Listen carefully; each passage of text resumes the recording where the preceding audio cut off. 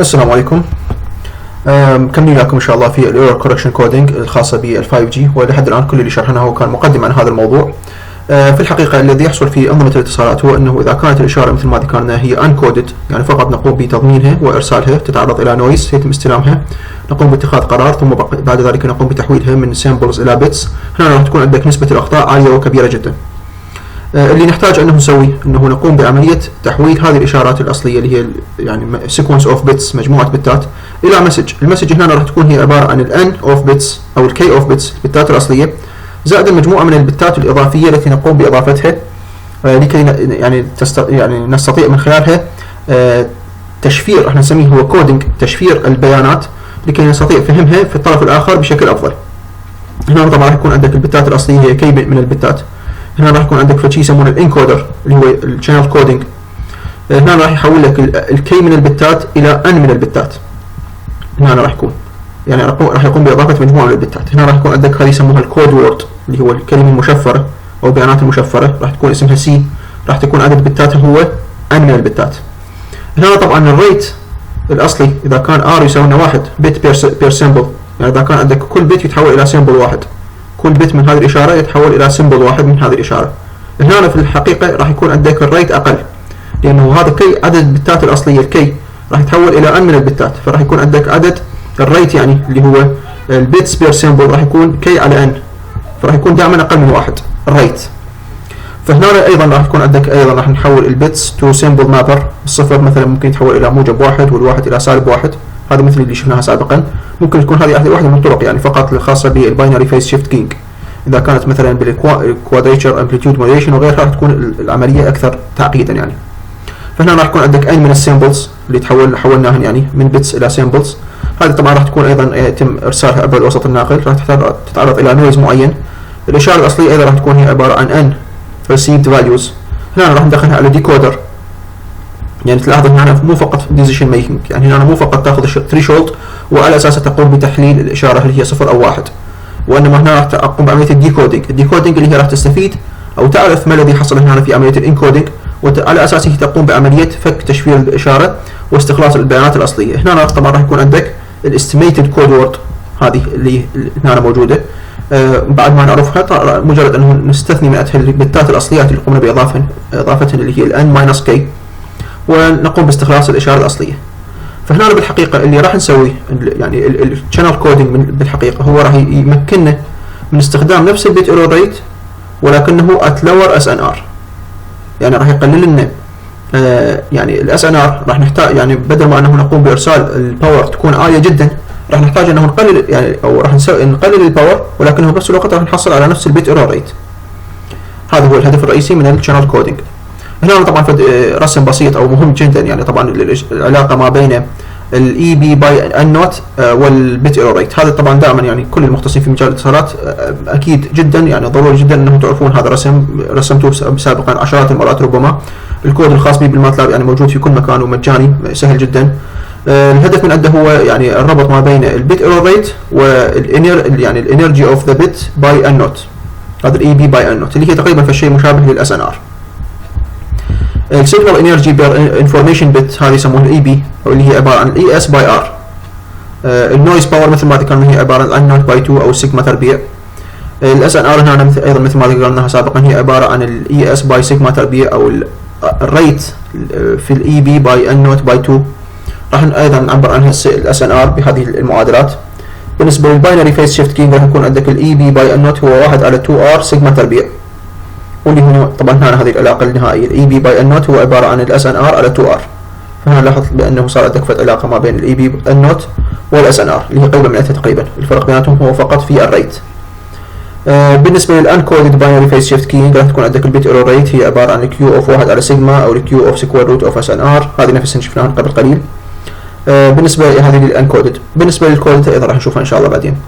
فهنا عندك هذه العلاقه ما بين البيت ايرور ريت اللي هي يعني لوغاريثميك سكيل 10 أس سالب 7 أس سالب 6 سالب 5 سالب 4 سالب 3 سالب 2 سالب 1 اللي هو معدل الاخطاء، واللي هو طبعا كل ما كان اقل كل ما كان افضل يعني. وهذه الاي بي باي ان نوت اللي هو يعني مثل ما ذكرنا هي تقريبا الاس ان ار، فعلاقه بسيطه بينها وبين الاس ان ار. هنا كل ما زادت الاس ان ار يعني كل ما كانت نوعيه الاشاره افضل. وطبعا كل ما تزيد الSNR كل ما يقل عندك البيت ايرور ريت.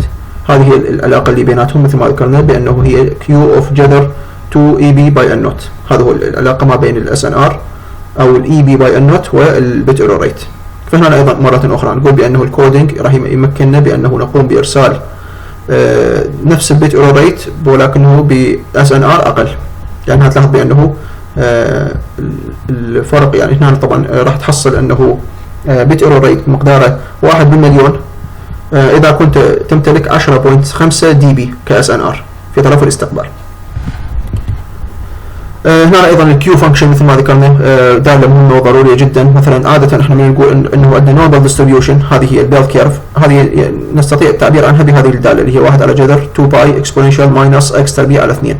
هذا هو يعني اذا كانت هذه الاكس فهذه هي داله يعني يسموها البيل كيرف او النورمال ديستريبيوشن. فهنا بالنسبه لاي قيمه من هذه القيم اللي هي اكس نوت، اذا اردنا انه نحصل داله الكيو اوف اكس نوت راح تكون هي عباره عن التكامل من الاكس نوت الى الانفينيتي، يعني بهذا الاتجاه لهذه الداله الاصليه 1 على 2 باي اكسبوننشال ماينس اكس تربيع على 2 في الدي اكس. تكامل الداله من هذه الاكس نوت الى الانفينيتي، هذه داله الكيو. علاقتها بالاي ار اف سي مثل ما ذكرنا، الاي ار اف سي للاكس نوت راح تكون هي ايضا 2 على جذر باي لتكامل الاكس نوت للانفينيتي اكسبوننشال ماينس اكس تربيع دي اكس. فهنا ايضا هذه الاشياء العلاقه الاصليه اللي حكينا عنها قبل قليل اللي هو الكيو اوف اكس نوت راح تساوي ان هي نصف الاي ار اف سي اوف الاكس نوت باي جذر 2. هذه هي العلاقه ما بين الكيو والاي ار اف سي. الكيو مثل ما ذكرنا يعني ممكن انه تتبرمجها بنفسك، ولكن هو الاي ار اف سي موجوده هي بلت ان موجوده في داخل الماتلاب. هذه هي الفائده منها ولذلك احنا ذكرناها او شرحناها. الان احنا نصل الى ال LDPC او Low Density Parity Check. لحد الان كل الامور اللي تحدثنا عنها اللي هي خاصه بالشانل كودينج، البيت ايرور ريت، السيجنال تو نويز ريشيو، هذه كمقدمه بسيطه عن هذا الموضوع وكلها مشروحه بشكل مفصل في كورس الاتصالات والشبكات اللاسلكيه. يعني ان شاء الله راح بالنسبه للناس اللي يتابعون هذا الكورس في القناه راح نقوم بوضع مجموعه الفيديوهات التي لها علاقه بذلك قبل هذا الموضوع، يعني بحيث انه انت عندما تصل لدراسه ال LDPC انت تكون اخذت يعني مجموعه من الكودات سابقا وعرفت انه شنو فائدتهم شلون تطبيقهن رياضيا وبرمجتهن. بالنسبه لل 5G راح تستخدم ال LDPC بالنسبه للداتا وراح تستخدم البولار كودز بالنسبه للكنترول. اللو دنسيتي باريتي تشيك يعتبر هو واحده من الكودات المهمه جدا. طبعا هي ليست جديده وانما تم يعني ابتكارها او نشرها في كتاب سنه 1963، ولكن هو ايضا كبقيه الكودات الموجوده في عالم الاتصالات اغلب هذه الكودات كانت رياضيا ممتازه في وقتها، ولكنه لم يكن هنالك قابليه لتطبيقها بشكل يعني عملي هاردوير. يعني كانت على الورق ممتازه ولكنه واقعيا لم يكن بالامكان تطبيقها، ولكنه حديثا عادت يعني الاهتمام الى هذا النوع من الكودات، وايضا تم عمل الكثير من الجهود البحثيه من اجل تحويلها من مجرد يعني نظريات الى شيء عملي وواقعي، وتم تطبيقها في الكثير من الشبكات اليوم. ال LDPC الكود تعتبر هي نوع من انواع الكودات اللي هي لينير كود، ايضا مثل ما ذكرنا لينير بلوك كود with sparse parity check matrix. ليش سميناها low density؟ low density معناتها يقصد بها عدد الوحدات في المصفوفه الخاصه بالتشفير قليل. دائما احنا راح نستخدم في مصفوفه معينه من الاصفار والوحدات التي نقوم باضافتها الى البيانات الاصليه. هنا سميناها low density لانه بها عدد الوحدات قليل جدا. sparse parity check matrix also called an LDPC matrix. هذه هي نفسها هي المصفوفة اللي هي تكون من نوع sparse يعني فضفاضة أو عدد الوحدات بها قليل جدا، راح نسميها LDPC matrix. هذه طبعا راح تكون أبعادها هي n-k في ال n-k مثل ما ذكرنا هذا هو عدد البتات الأصلي، أو العفو هذا عدد البتات التي نقوم بإضافتها، وهذا عدد البتات النهائية لأنه k هو العدد الأصلي للبتات. النمبر اوف وانز هنا عدد الوحدات راح يكون قليل جدا، اقل بكثير من حاصل ضرب الان في الان ماينس كي. هنا نريد نعرف العدد الكلي لعناصر هذه المصفوفه، مصفوفه ال LDPC راح يكون هو عباره عن حاصل ضرب الان في الان ماينس كي. هذا هو عدد يعني العناصر الكليه في هذه المصفوفه. هنا عدد الوحدات في داخل هذه المصفوفه راح يكون قليل جدا، اقل بكثير، هذا رمز اقل بكثير من هذا الرقم الكلي، وبالتالي سميناها sparse او low density. definition is very general. The class of LDPC codes is very large. يعني هنا التعريف الخاص بال LDPC الموجود في الستاندرد الخاص بال 5G هو تعريف واسع وعام جدا، لأنه هناك الكثير من الأصناف اللي هي اسمها LDPC، فهنا أكو عندك حرية كبيرة جدا في اختيار ال LDPC. وهنا أيضا هذا سؤال أو هذا جواب على سؤال تم طرحه قبل عدة أيام في الجروب الخاص بالمناقشه لهذا الكورس انه ذكر بعض الاخوه انه اذا كان الستاندرد يحدد كل شيء في الشبكه، لماذا مثلا بعض الشركات تقوم بانتاج اجهزه ارخص او تقنيه ارخص؟ مثلا هواوي تقنياتها ارخص بكثير من نوكيا وإريكسون وزد تي اي وغيرها، في حين انه الستاندرد قد حددهم بكل شيء. هنا طبعا الستاندرد يعطيك في جنرال تيرمز، يعني في مصطلحات عامه. كيفيه تطبيقها كهاردوير هذا طبعا يعتمد على الشركه وشطارتها.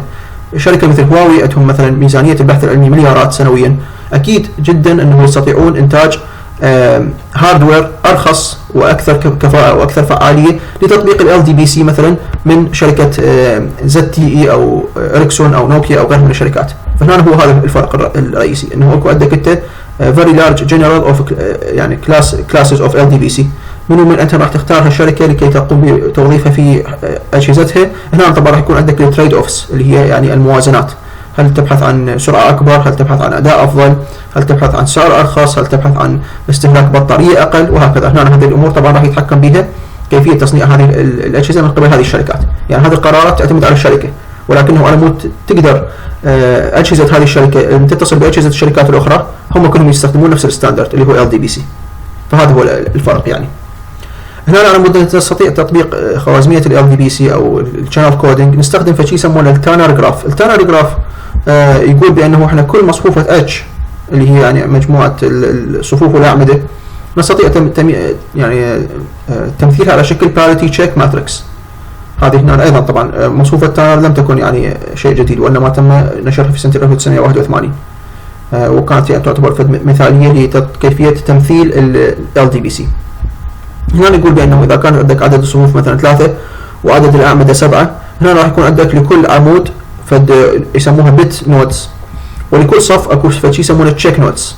البت نودز هنا خلينا 7 نقاط، وهنا اللي هنا 7 اعمده، وهنا عندك الروز اللي هنا 3 اعمده. هنا تلاحظ بانه مثلا العمود الاول موجوده به فقط 1 في مع السطر الاول، فهنا لاحظ انه قمنا بمد هذا السطر فقط. بالنسبه للعمود الثاني يمتلك فقط 1 مع السطر الثاني، هذا العمود الثاني يمتلك 1 فقط مع السطر الثاني. بالنسبه للعمود الثالث ايضا يمتلك 1 فقط مع السطر الثالث، هذا هو الواحد فقط. وهكذا طبعا ايضا يعني بالنسبه للعمود الرابع الخامس السادس وهكذا بالنسبه للبقيه. هذا هو هذا الثالث يعني اللي يمتلك فقط هنا. هذا الرابع يمتلك 1 اللي هنا هذا الواحد وهذا الواحد. بالنسبه للخامس مثلا يمتلك 1 0 1، فصار من هذا الخامس 1، هنا 0 ماكو شيء يعني، وهنا الواحد، وهكذا بالنسبه للبقيه. فهذا راح يمثل لك الاعمده وهذا راح يمثل لك الصفوف. على اساس هذه الروابط راح تعرف انه انت كل رابط يمثل لك 1 يعني في هذه المصفوفه. هذه المصفوفه طبعا راح يكون جزء من عندها هو البيانات الاصليه، والجزء الاخر راح يكون هو عباره عن الكودينج بيتس اللي احنا ضفناها. هنا ايضا يعني هذا راح نستخدم فشي يسمونه السنجل باريتي تشيك. هذا كل واحد من هذني الرموز نسميه سنجل باريتي تشيك. مثل ما ذكرنا هذا نسميناه البيت نودز وهذا نسميناه التشيك نودز. التشيك نودز التشيك نود الثاني مثلا هذا اللي هو السطر الثاني اللي هو الرو 2 اوف اتش. هنا راح يكون عندك شلون تقدر تحسبه؟ راح تقول بانه هو عباره عن C2 الكولوم الثاني زائدا C4 زائدا C6 زائدا C7، تجمعهم ذني كلهم، حاصل جمعهم لازم يكون يساوي 0. هذا هو يعني يقصد بها هو السنجل باريتي، يعني هذا الرو 2 السطر الثاني هو يقابل التشيك نود 2 اللي هو هذا السطر. شلون تقدر تحسب هذه المعادله على مود تتاكد انه المصفوفه التي تم استلامها مجموعه البتات او الاصفار والوحدات اللي تم استلامها في الطرف الاخر صحيحه؟ تقوم بحساب هذه المعادله اللي هي تقوم بحساب C2 زائدا C4 زائدا C6 زائدا C7 يساوي 0. هذه القيمه اللي تقوم باستلامها. هنا طبعا C2 C4 C6 C7 belongs to 4 3 اللي هو هذا ال 4 3 يقصد به 4 لانه 4 صفوف و3 بالاعمده، وهكذا اللي يسمونه سنجل باريتي تشيك. وهكذا بالنسبه لبقيه القيم يعني هنا يتم حسابها. على هذا الاساس تستطيع معرفه انه الاشارات او البيانات التي وصلت للطرف الاخر هي صحيحه او غير صحيحه. اذا كانت غير صحيحه تستطيع طبعا تغيير بعض البتات لكي تستطيع تحقيق هذه المعادله بشكل صحيح، وبالتالي هو هذا اللي يقصد به هو الايرور كوركشن كودز اللي هو يعني كودات تصحيح الاخطاء. هذه ايضا فد مراجعه بسيطه للمصطلحات الموجوده في التانر جراف. قلنا البيت نودز هن الكولومز، التشيك نودز هن الروز، هذه الاعمده وهذه الصفوف. الاجز اللي يقصد به يعني الاسهم او الخطوط، كل واحده تمثل الوحدات.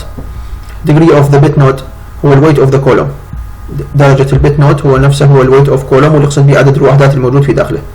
الديجري اوف ذا تشيك نود هو الويت اوف رو، ايضا درجه التشيك نود هو عدد الوحدات الموجوده في الصفوف، وهكذا. ال LDPC codes and the standards هنا ايضا يعني ال LDPC اللي شرحناه لحد الان هو جنرال، اللي موجود في الستاندرد الخاص بال 5G يسمونه البروتوغراف كونستراكشن. شنو البروتوغراف كونستراكشن؟ انه نقوم باستخدام مصفوفه صغيره نستطيع عمليه الريجنريشن، اعاده توليدها لمختلف الريتس، لمختلف معدلات الارسال والاستقبال. يعني هنا راح يكون عندك بيس جرافس فور ديفرنت ريتس، او البيس ماتريكس راح يكون عندك مصفوفه اساسيه تستطيع بعد ذلك توسيعها او تصغيرها بما يتناسب مع الريت. الريت يقصد به هنا يعني البيتس بير سكند، او والذي يعتمد طبعا على الباندويث المتوفر عندك. يعني اذا كان عندك الباندويث صغير تحتاج بيس ماتريكس صغيره، اذا كان الباندويث اكبر تحتاج بيس ماتريكس اكبر، وهكذا. ليش؟ شلون تقدر توسع هذه البيس ماتريكس؟ من خلال استخدام ما يسمى بالبروتوغراف، راح نشوفه بعد شوي ان شاء الله. expanded by the right shift permutation matrices، هذه شلون نقدر نقوم بتوسيعها؟ من خلال استخدام الرايت شيفت permutation matrices، مصفوفات القفزات او التزحيف الى اليمين. optimized for performance versus complexity، هذه يعني بالفعل هذه المصفوفات المستخدمه بال 5G تم عمليه الامثليه لها باخذ يعني التريد اوفس او المقارنه ما بين الاداء والصعوبه او التعقيد في البناء. كل الستاندردز هاف ساتش كودز، كل الستاندردات موجوده في هذه الكودات او البيس ماتريسز. بالنسبه لل 5G اكو عندك 2 بيس جرافس، يعني جرافات اساسيه 2. several expansions، كل واحده مثلا يمكن توسيعها بعده طرق. shortening and pruning for multiple rates، ايضا يعني ممكن انه تقللها او تقوم بقصقصتها يعني لعده انواع من الريتس او الثروبوت. هذا عندك في بروتوغراف بسيط جدا. يعني اذا كانت عندك المصفوفه الاصليه اللي هي مثلا 1 سالب 1 3 1 0 سالب 1، هذه ممكن انه تقوم بتوسيعها، سويتها اكسبانشن فاكتور لكل واحده منهم، راح تكون هي يعني كل واحد من هذه الارقام راح يكون هو مصفوفه 5 في 5. فطبعا راح تكون عندك يعني الارقام تتراوح من سالب 1 0 1 2 3 4، لانه شفت هنا شنو القيم اللي عندك موجوده من سالب 1 الى 4، هذه هي القيم الموجوده. السالب 1 هنا راح يمثل، لانه هو اصغر واحد، راح يمثل على انه هو مصفوفه 5 في 5 كلها اصفار. الصفر اللي يجي بعده مباشره راح يكون هو عباره عن مصفوفه يسموها ايدنتيتي ماتريكس، مصفوفه يعني الوحده اللي هي فقط تحتوي على وحدات في العمود الرئيسي. الواحد اللي يجي بعده راح يكون هو عباره عن الايدنتيتي ماتريكس المشفته الى اليمين بمقدار 1، مثل ما ذكرنا قبل قليل رايت شيفت بيرميوتيشن ماتريسز، مصفوفات التي تقوم بالتشفيت الى اليمين. فهذه هي مصفوفه الصفر او السالب 1. مصفوفه الصفر اللي يجي بعده راح تكون هي عباره عن ايدنتيتي ماتريكس. مصفوفه الواحد اللي يجي بعدها راح يكون هو عباره عن يعني هذا الوحدات اللي هنا راح يتم تسحيفها الى اليمين بمقدار 1، ولانه هي بيرميوتيشن فراح يقفز. هنا راح يصير عندك 1 1 1 1، والواحد الاخير راح يجي هنا يقفز. بالنسبه للاثنين يعني الاثنين اللي وراها، هذه الاثنين راح تلقاها هنا ايضا يعني تتزحف، يعني راح يصير هذا المكان وهنا هذه الوحدات. فهكذا تلاحظ انه كل واحده منهم هي عباره عن بيرميوتيشن رايت شيفتنج. هذه من خلالها تستطيع عمليه تحويل المصفوفه الصغيره الى مصفوفات كبيره، او بالعكس يعني البرونينج والشيفتنج والاكسبانشن بنفس الوقت. هذا على اساس انت تستطيع طبعا يعني هذه المصفوفه من تقوم بمعرفتها انت بالبدايه، تعرف انه هذه البيانات اللي عندك تريد ترسلهن، تتوقع انه في الطرف الاخر راح تكون عندك هذه المصفوفه المستلمه، لانه كل واحد من العناصر راح يكون يمثل بمجموعه كبيره من البتات، واللي اغلبهم طبعا اصفار، مجموعه قليله من الوحدات. هنا راح يكون من السهل جدا معرفه الخطا وارجاعه الى الاصل. يعني فهنا هو هذه هي الفكره، انه انت تستخدم redundant bits to reduce the errors. هنا ايضا البيس ماتريسز مثل ما ذكرنا في ال 5G موجود عندك 2 بيس ماتريسز. اكو عندك البيس ماتريكس الاصليه يسموها اللي هي 64 في 68، يعني هذا عدد الصفوف، هذا عدد الاعمده. الثانيه اللي هي 42 في 52، طبعا كل واحده منها راح تكون مناسبه لريت معين. البلوك ستراكشر اوف ذا بيس ماتريسز، هنا تقسيم البلوكات الخاصه بها راح يكون هو A E O B C I. الاي راح تكون هي عباره عن مصفوفه طولها 4 في 22، الاي هو 4 في 4، الاو هي 4 في 42، هذول كلهم اصفار. هذه الاو. البي راح تكون هي 42 في 22، السي هي راح تكون 42 في 4، الاي راح تكون 42 في 42. هذه ايدنتيتي ماتريكس. فهذا يعني تلاحظ بانه كل واحده من هذه المصفوفات راح تكون هي تركيبها ثابت. هذه بالمصفوفه الاولى، هذه المصفوفه الثانيه.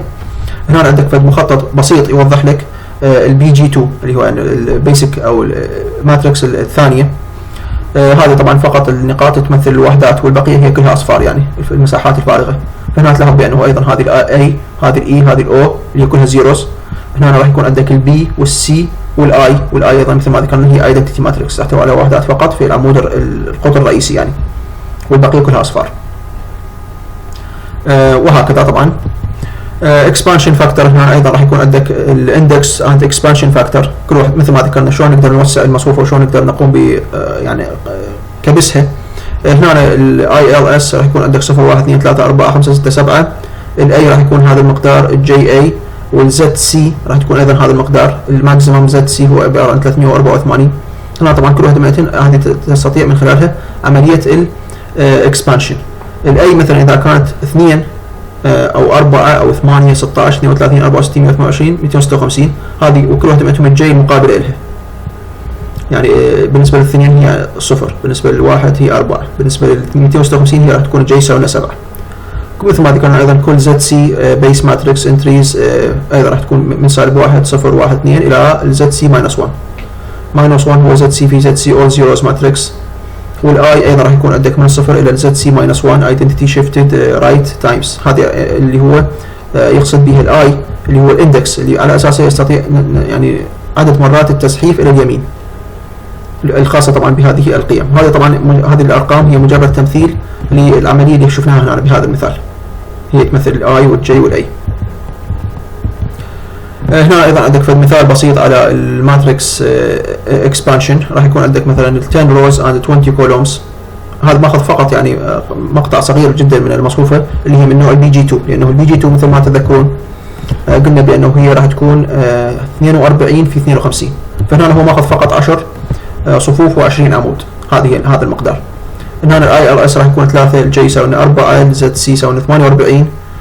فهنا تلاحظ بانه كل واحده من هذه المقاطع اذا جيت اخذتها وقارنتها مع هذا الشكل الاساسي راح تلاحظ بانه هي موجوده في هذا المكان اللي هي يعني في البدايه. هذا راح تمثل الاي، هذا راح تمثل الاي، وهكذا يعني جزء من الاي وجزء من الاي.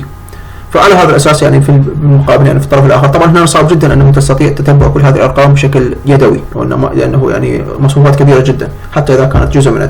فهنا ايضا موجوده كثير من الكودات التي تستطيع من خلالها توليد هذه المصفوفات الخاصه بال 5G واللي هي تحتوي على يعني ال LDPC كودينج في داخلها، وكذلك طبعا تستطيع يعني توليدها كمصفوفات وكذلك اختبارها في الطرف الاخر لمعرفه وجود ايرورز او عدم وجود ايرورز. هذا هو كل ما يخص ال LDPC بس كمقدمه يعني بسيطه جدا، لانه الموضوع متشعب بشكل كبير جدا. بالنسبه للناس اللي هم حابين يعرفون تفاصيل اكثر عن ال LDPC وعن البولار كودز، يوجد كورس ممتاز جدا مقدم من هذه ال NPTEL، اعتقد هي موجوده هذه ضمن الانديان انستيتيوت اوف تكنولوجي. هذه ايضا تعتبر هي واحده من اهم الجامعات في الهند يعني. هذا كورس ممتاز جدا يتحدث عن كل شيء يخص ال LDPC and Polar Codes for 5G Standards. ان شاء الله راح يكون الرابط الخاص به اسفل هذا الفيديو بالنسبه للناس اللي هم حابين يطلعون على تفاصيل اكثر بهذا الموضوع. وايضا بالنسبه للناس اللي هم حابين يعرفون اساسيات عن هذا الموضوع مثل ما ذكرنا كلها مشروحه في كورس الاتصالات والشبكات اللاسلكيه الموجود في القناه. تحياتي للجميع وانتظرونا في الفيديوهات القادمه ان شاء الله. مع السلامه.